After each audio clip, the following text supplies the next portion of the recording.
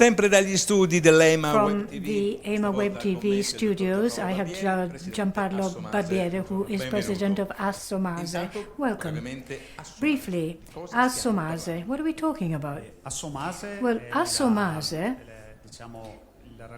is the grouping of agricultural machines which are self-propelled, and therefore this is a large portion of machines, with the exception of tractors proper, that have their own special product category.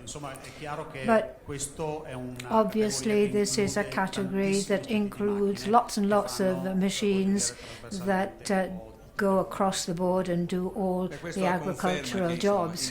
So this confirms that in EMA we're talking about tens of thousands of models, because of course we're not talking about tractors in sales statistics, we're talking about myriad number of machines. That's quite right.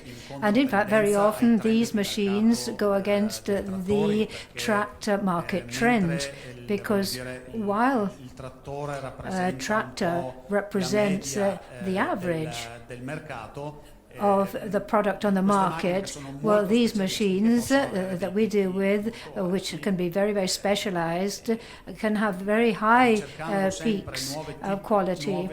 And they also can go for new market niches, and therefore they can in fact have very high sales, unlike sometimes the rest of the market. And this is in fact something very important for Italy. Yes, Italy in fact groups most of the companies, of the players at the world level of this sort of machine. As we know, Italy is a market where the agricultural sector is very, very varied. And there are an enormous number of specialists. In fact, agriculture in Italy has one of the highest revenues per hectare. This obviously on the basis of the crops which are grown, and also thanks to the mechanization that there is that we have, and also thanks to the inventive spirit of so many small companies that solve problems. And this has to do with the ability of the entrepreneur in listening to the real requirement that the farmer has in his agricultural practice. Yes, certainly. This is a field where, in fact, we have many small companies that are really important. There are many startups, for example. This is a place where many large companies find it rather difficult to concentrate their efforts. There are machines that have respect for the environment, for the work that's done. Yes, certainly these machines do respect all of that. As it's a niche market, in fact, it's much easier to apply electronics, precision farming, in very specific areas, in specific focuses.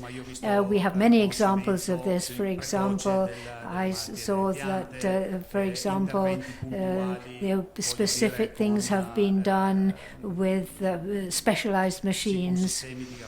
And, for example, in irrigation machines, and also mechanical developments which have been made in areas where it was really necessary and where we see the need.